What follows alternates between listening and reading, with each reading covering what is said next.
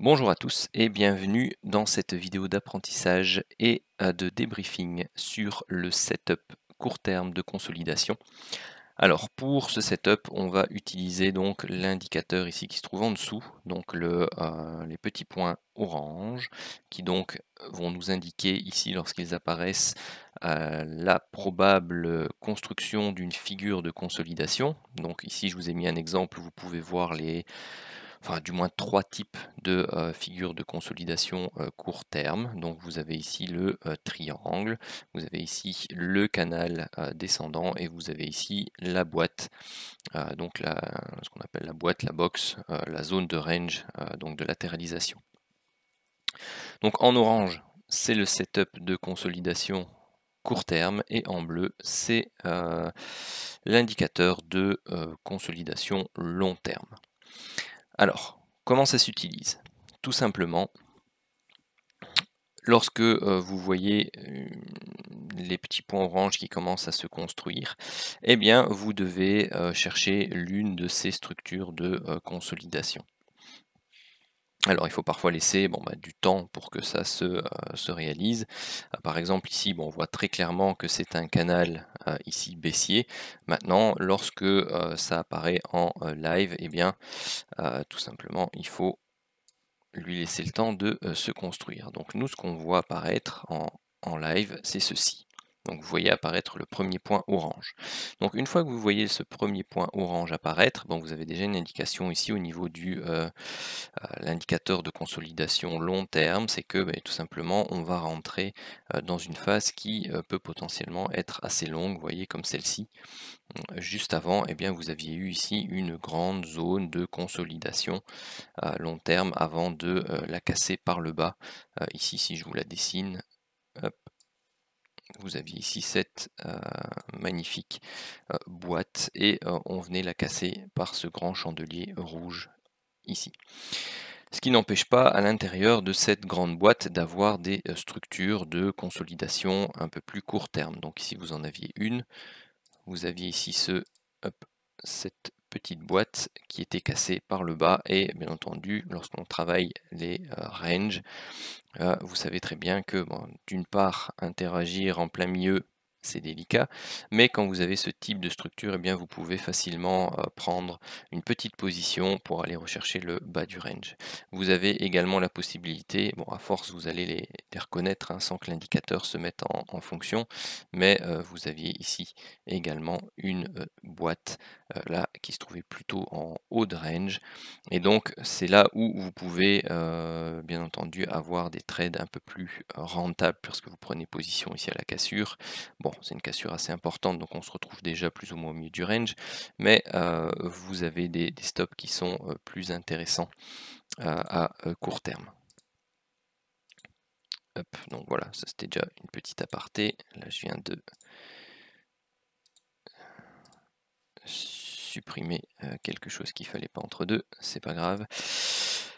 Oui, donc on était ici, pardon. Donc on voit apparaître nos premiers petits points orange.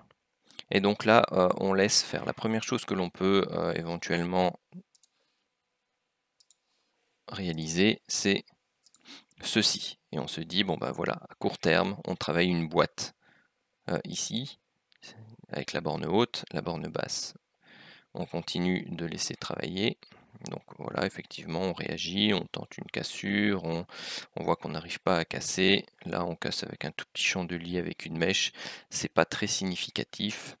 Donc la bougie suivante, c'est de nouveau un petit chandelier. Donc quand vous voyez ça, vous sentez très clairement que on arrive dans une structure fortement hésitante ici. Donc moi j'ai l'habitude de redescendre à chaque fois la borne basse au niveau des mèches lorsque l'on tente un soulèvement ou un enfoncement avec une mèche. Donc voilà, on continue, ça remonte, ça remonte. Voilà, ça fait du yo-yo. Rien de spécial. Donc là, vous commencez à voir ici, eh bien, tout simplement que on travaille plutôt une zone basse ici, mais quelque chose d'assez descendant. Donc là, éventuellement, si vous travaillez de cette façon-là, vous pouvez anticiper un break ici de la borne basse et éventuellement tenter une position pour prendre un short. Donc ça, c'est ce qu'on peut observer en live. Bon, après, il est 8h30, 9h15.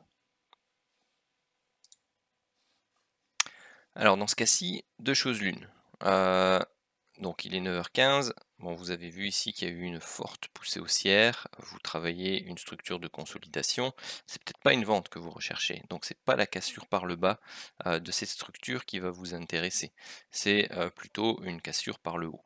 Donc, soit vous rentrez dedans et vous avez un stop qui se trouve ici au-dessus de ce dernier plus haut significatif-ci, soit bien tout simplement vous laissez passer ce break et vous laissez, parce que vous êtes quand même encore dans une zone de consolidation court terme et long terme, soit vous laissez passer et vous observez ce qui se passe parce que vous vous attendez tout simplement une cassure, dans ce cas-ci par le haut. Alors, une bougie, un chandelier d'hésitation, et puis boum, une grosse bougie verte. Donc si vous aviez pris position à la vente ici, il ne faut pas chercher midi à 14h, vous sortez. Donc là, vous avez éventuellement une petite perte. Donc si on la compte avec les spreads, bon voilà, 65, 70 points. Pour un lot, si vous travaillez avec deux lots, ça fait 140 de perte. Parce que moi j'ai l'habitude de travailler avec deux lots, parce que je vais rechercher un setup 1 et un setup 2. Enfin, un objectif de setup 1 et un objectif de setup 2. Donc généralement je travaille avec deux lots et je sors, si je travaille à deux lots de 1 euro le point, je sors 1 euro le point sur l'objectif 1 et 1 euro le point sur l'objectif 2. Et bien entendu, quand je suis stoppé, je suis stoppé de deux lots. Ensuite, donc là, de nouveau, donc vous vous laissez faire, et puis là, vous voyez clairement que ce qui apparaît ici, c'est un canal, le canal descendant qu'on a vu précédemment. Parce que vous voyez ici, donc vous aviez même une figure éventuellement de chartiste, vous aviez une épaule, une tête et une épaule inversée, vous aviez la ligne de cou ici quelque part, mais nous, ce qui nous intéresse ici, c'est notre canal baissier.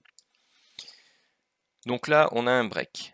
Ici par le haut, s'il est trop faible pour vous ou que vous vous attendiez à la cassure de la ligne de cou, vous pouvez le prendre sur le chandelier suivant qui est ici, tout simplement. Et vous avez votre stop ici en dessous du dernier plus bas significatif, donc c'est là. Donc ça c'est la manière qu'on a de travailler, et puis voilà, vous voyez que ça part, hop, tranquillement ça part. Ici, donc pour déterminer les objectifs avec ce type de canal, tout simplement ce que vous faites, c'est que vous prenez votre, votre outil de retracement Fibonacci, vous prenez de mémoire ici le plus haut, vous travaillez ici donc les 100% et vous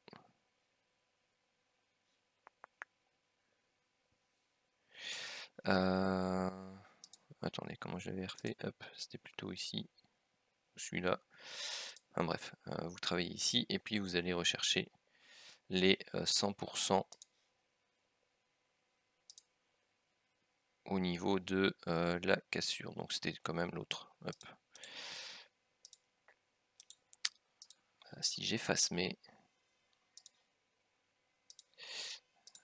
toutes mes règles que j'ai préparées, c'est pas sympa. Voilà, vous avez ici l'objectif 1 donc qui est au 100% et vous avez l'objectif 2 qui est à 200%.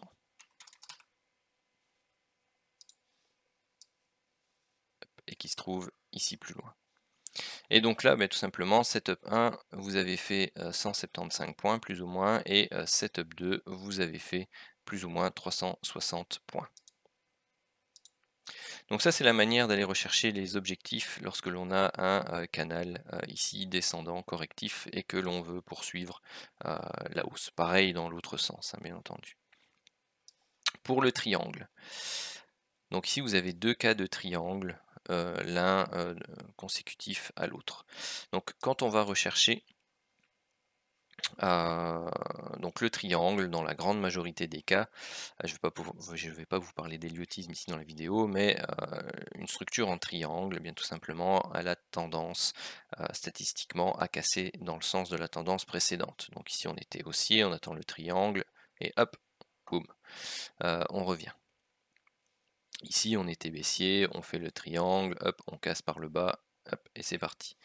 Alors la manière dont je détermine les objectifs pour le triangle, c'est que je prends l'amplitude de manière standard. On prend l'amplitude du triangle et on la reporte de nouveau au niveau de la cassure. Hop. Ici vous avez l'objectif 1 à 100% et pareil, on va aller rechercher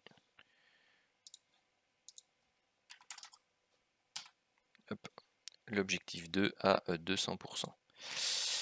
Hop là, et c'est ça qui avait disparu l'une des premières fois.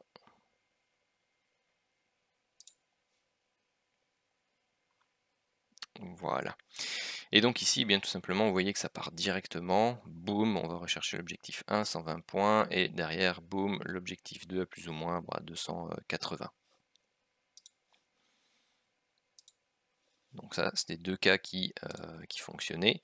Ici, bien tout simplement, vous allez prendre votre objectif et vous allez voir que, eh bien, tout simplement, bon, on peut le faire comme ça, hein, en fait, les 200 ici correspondent aux 100%, parce que vous avez le report de l'amplitude, mais il faut le faire au niveau de la cassure, je rappelle. Hop, voilà. Et donc ici, j'avais indiqué cassure trop forte. Pourquoi? Parce que directement le chandelier qui valide en fait cette prise de position est énorme et dépasse déjà votre objectif 1. Donc dans ces cas-là, le potentiel reste relativement réduit, puis vous avez un stop qui est beaucoup trop loin. Donc au niveau du risque entre les pertes et les gains, eh bien tout simplement ce n'est pas favorable pour votre trading. Donc dans ces cas-là, il vaut mieux passer son tour et attendre le suivant. Ensuite, un exemple de boîte, par exemple celui-ci. Donc vous voyez ici, vous avez l'indicateur de range court terme qui s'est mis en place une fois, deux fois. Vous savez tracer votre long rectangle ici, vous avez une belle cassure. Donc vous pouvez prendre position ici, mettre vos stops en dessous de la boîte. Et dans ce cas-ci, bien tout simplement, ça invalide à court terme le setup, et donc dans ce cas-ci c'est un stop qui est de 150 points. Si vous travaillez avec de l'eau, c'est 300.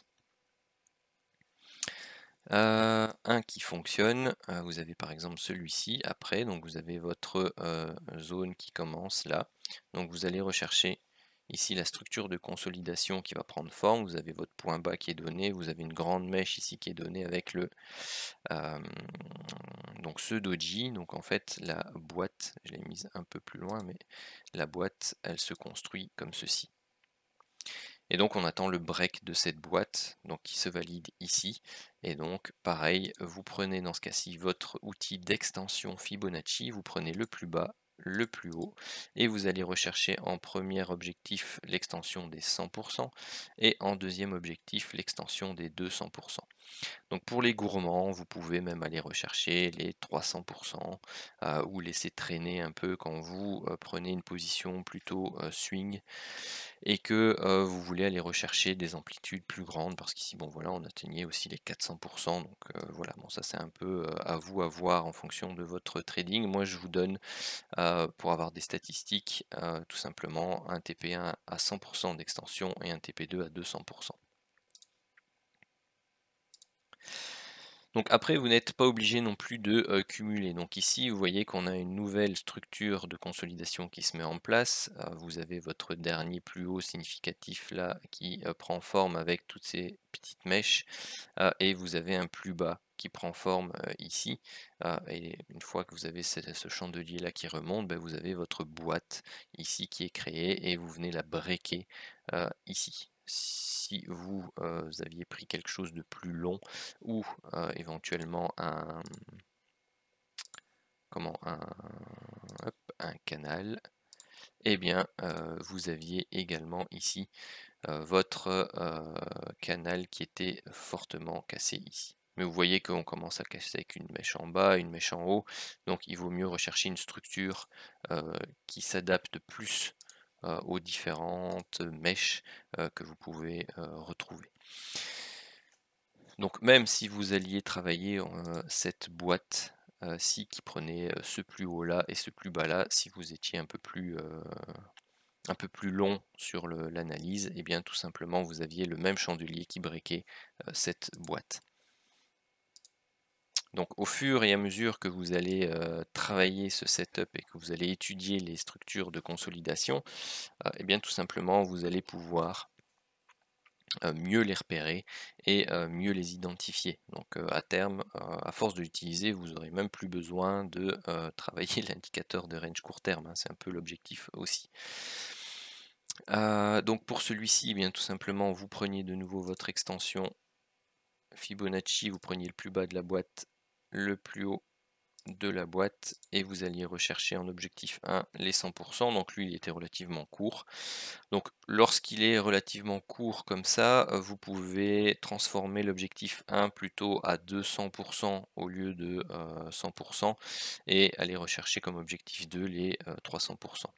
Ou alors vous pouvez travailler avec des intermédiaires comme les 161,8 et du coup les 261,8. Donc ça c'est une possibilité également. Et donc là vous alliez de nouveau rechercher les deux objectifs. Donc vous voyez que aussi une mise à BE rapide n'est pas forcément l'idéal non plus, et n'est pas forcément nécessaire quand vous avez on va dire une structure qui se met en place et qui valide. Donc voilà un peu pour les explications théoriques. Alors là, on va commencer un peu la partie débrief des 2 dernières semaines. Donc on va partir du 27 juillet jusqu'au 7 août. Et donc ici, vous voyez apparaître une première zone de consolidation. Donc vous avez votre canal baissier qui vient ici.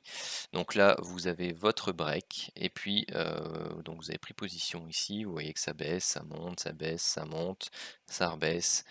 Généralement, quand vous avez ce type de structure-là, il ne faut pas rester en position. Donc il faut vraiment que quand vous avez votre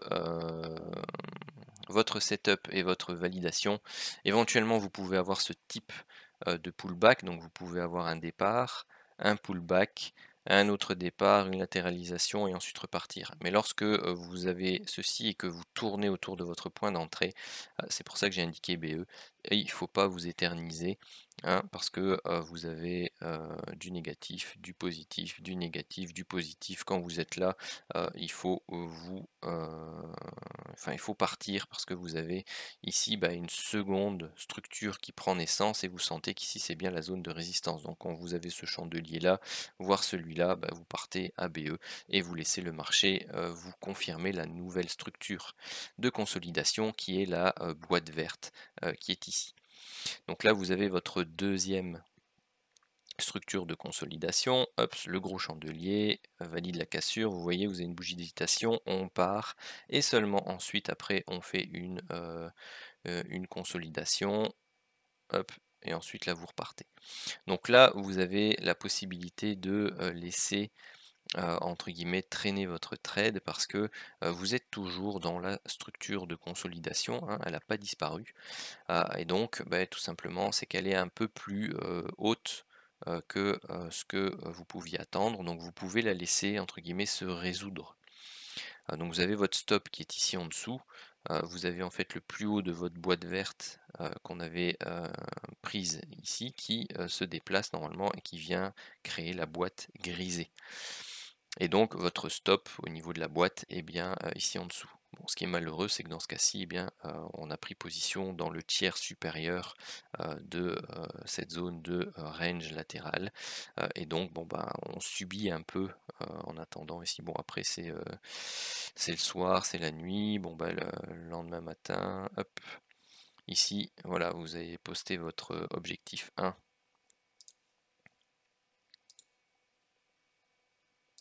Hop. Sur les 100%, bah, je l'ai pas bien tracé ici, hein, mais votre objectif 1 sur les 100%, et ici donc vous allez atteindre votre objectif des 100%, et ensuite, eh bien, tout simplement, vous allez sortir ABE pour le deuxième lot.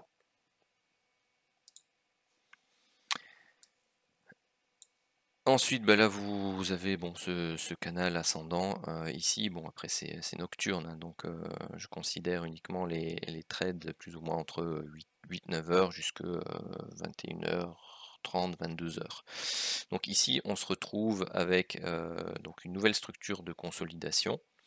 Ici, hein, donc vous avez une première alerte ici et une seconde alerte là, donc vous savez définir clairement votre boîte. Vous êtes sorti ABE dans cette boîte sur votre deuxième lot et vous attendez donc la résolution de cette structure de latéralisation. Donc là vous avez bim le gros chandelier ici qui valide la cassure. J'ai l'impression qu'il m'a zappé un objectif. C'est ça. Donc ici, c'est ce que je vous expliquais tout à l'heure, hein, on est quasi au 100%. Donc dans ces cas-là, vous pouvez travailler comme objectif 1 les 200% qui vont se passer ici tout près, voilà, et comme objectif 2 les 300%.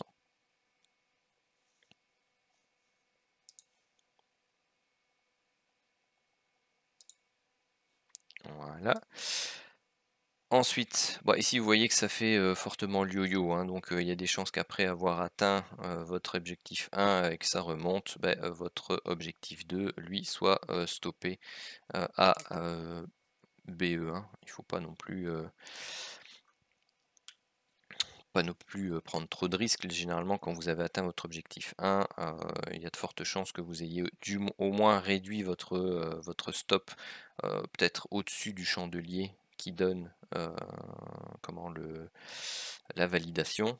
Et vous voyez que dans ce cas-ci, bah, vous n'êtes pas stoppé BE et vous allez rechercher votre deuxième objectif. Et en plus de ça, vous avez ici une structure de consolidation. Donc vous êtes toujours dans la structure de consolidation long terme. Et vous avez ici la structure de consolidation court terme qui prend naissance. Et donc là, vous cherchez à quoi elle correspond. Et donc là, vous avez votre fanion ou ce biseau ascendant, donc un biseau ascendant après une structure baissière, tout simplement a tendance à casser par le bas, ce qui se produit ici. Donc là, bon, il est 21h, je ne l'ai pas considéré dans les statistiques, mais si vous étiez là et que vous preniez position, prenez le bas du fanion, le haut du fanion, et comme pour les autres triangles, vous allez prendre au niveau de la cassure et vous allez rechercher. Hop. Ici, votre objectif 1 qui correspond à l'objectif 2 de ce trade-là. Donc vous aviez la possibilité ici également d'aller rechercher cet objectif-là, et donc ça vous faisait 180 points en plus.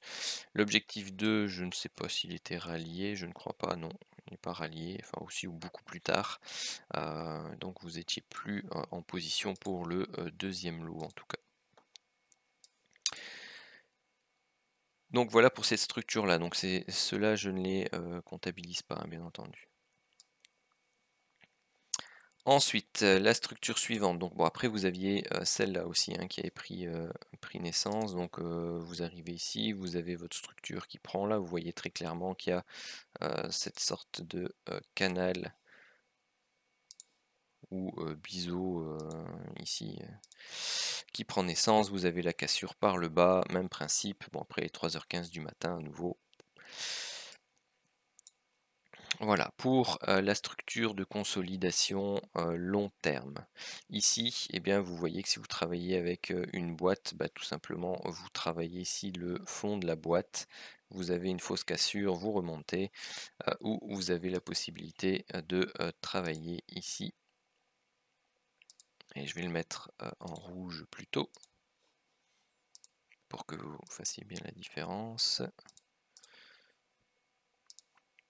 Vous aviez ici ce magnifique biseau baissier en rouge. Hein.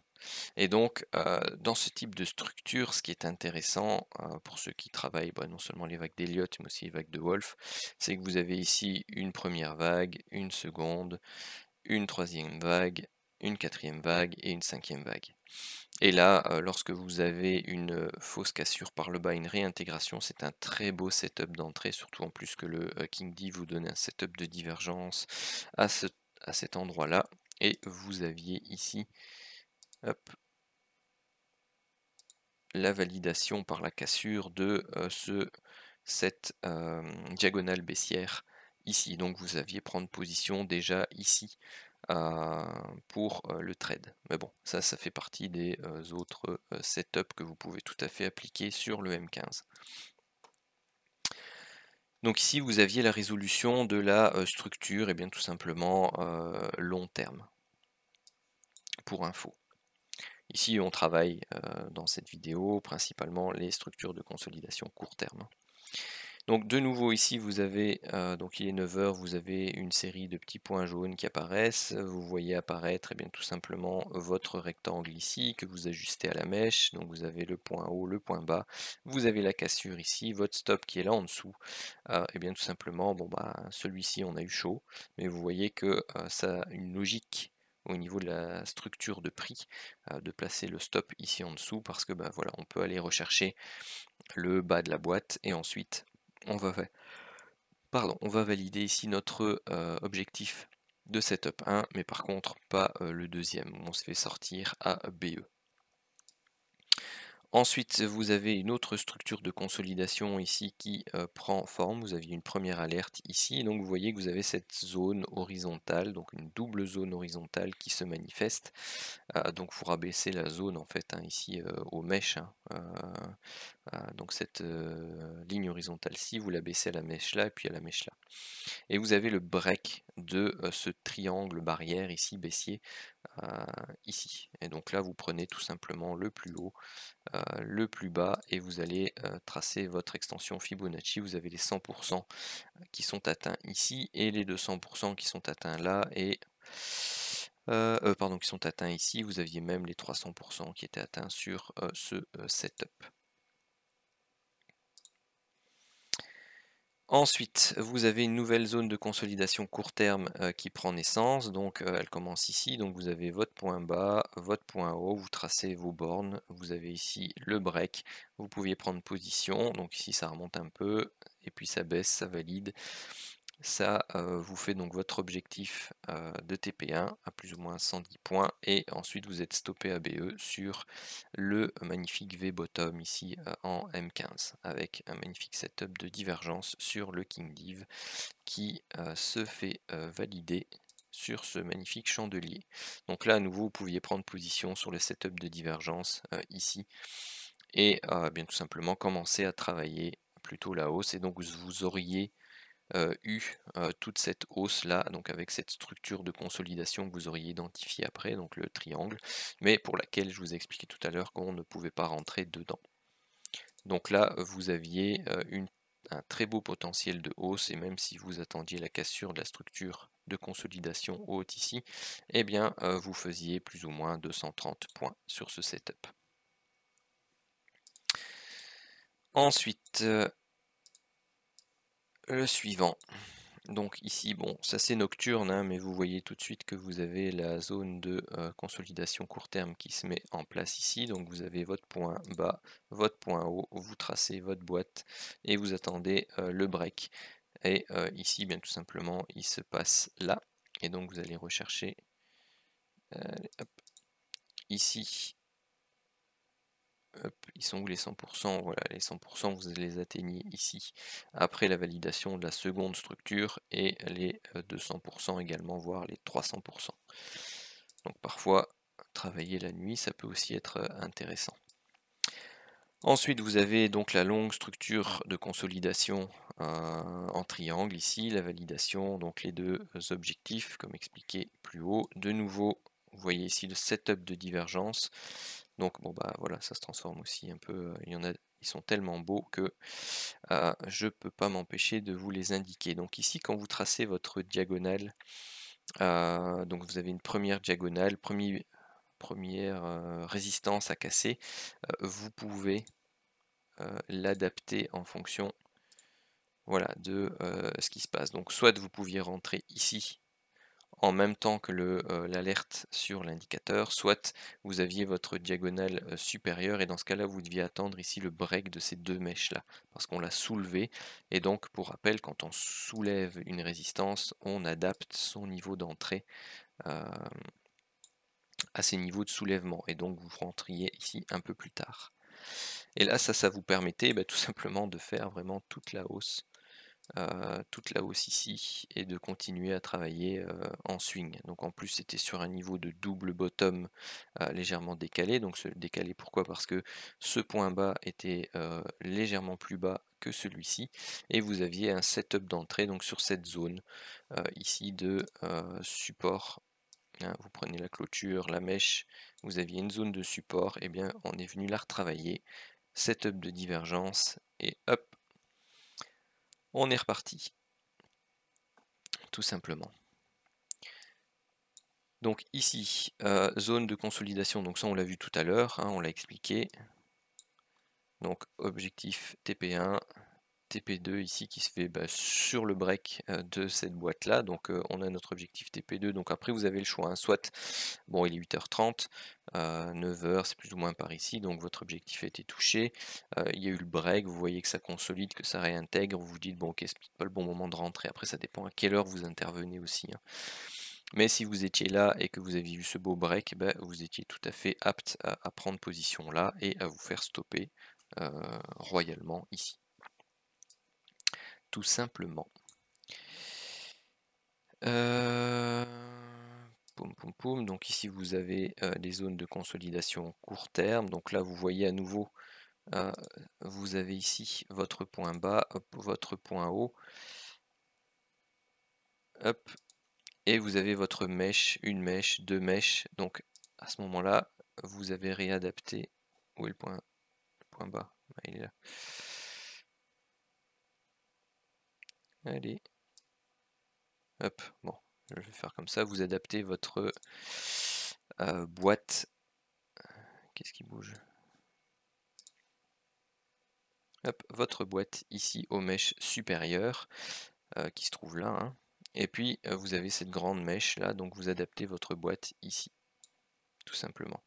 Et vous aviez ici une deuxième zone de consolidation court terme qui vous validait donc cette structure. Et donc vous avez le break ici, vous allez rechercher votre objectif 1 ici, votre objectif 2 là-bas. Vous avez ici une nouvelle zone de consolidation qui apparaît. Donc même chose que tout à l'heure, soit vous aviez ici donc votre niveau avec toutes les mèches qui pour vous était votre niveau haut, votre niveau bas, oui c'est ce que j'expliquais tout à l'heure, ou soit vous preniez un peu plus de recul et puis vous aviez de toute façon ce grand chandelier là qui donnait le break de cette zone de consolidation ici. Et donc l'objectif 1 était court, objectif 2 était là-bas. Vous aviez de nouveau ici une zone de consolidation court terme, vous aviez ici à la base votre point haut là, votre point bas qui était recherché donc ici, et puis vous aviez votre mèche haute là, donc qui vous faisiez réadapter votre boîte qui va en fait d'ici à là, et vous avez le break de cette boîte mais qui se passe à 7h30 du matin. Donc si vous êtes levé devant, ok, vous pouvez la prendre et ça vous fait des magnifiques TP. Donc vous avez ici l'objectif 1 à 100%, donc vous avez plus ou moins 80 points, et l'objectif 2 à 200% qui est ici à plus ou moins 195 points. Je pense que vous commencez tout doucement à voir un peu la mécanique. Ici vous avez votre zone de range court terme qui vous donne une alerte, puis plus rien, puis ça reprend, et donc là vous avez un point haut, un point bas avec la mèche, vous tracez votre box, break de la box, hop, vous allez rechercher votre objectif 1 à 100% ici, votre objectif 2 à 200% ici. Donc ça, généralement, ce que vous faites, c'est que vous prenez 2 lots séparés, donc vous prenez 2 positions à un lot et puis vous mettez directement, vos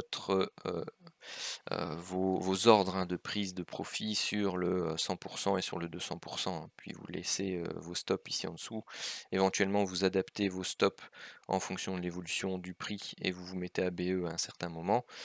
Mais voilà, si ça se passe pendant la nuit, vos ordres sont exécutés et vous avez pris vos bénéfices. Donc bon, et ça ici c'est tard le soir. Donc là on commence à avoir donc ici c'est une toute petite boîte que vous réadaptez avec les mèches et puis ça se transforme plutôt en canal haussier, hein, ici. Donc là vous avez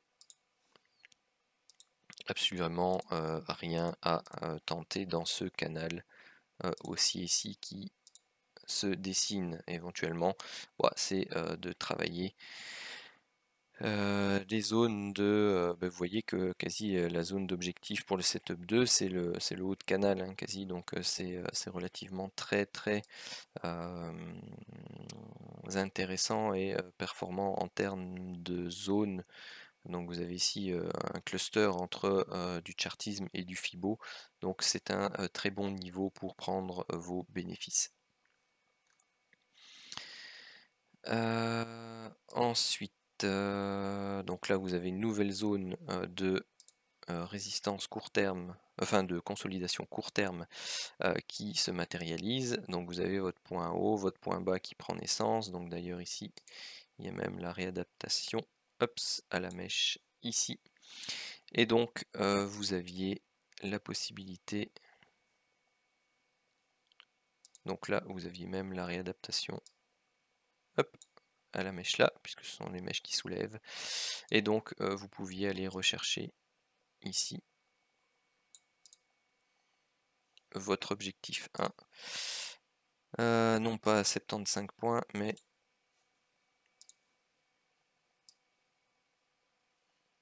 à 100 points. Et ensuite, vous étiez stoppé à BE pour le deuxième lot.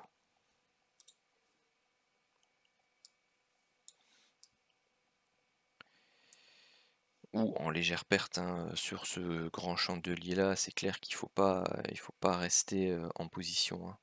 Donc lui, il se passe à 14h30, donc là vous êtes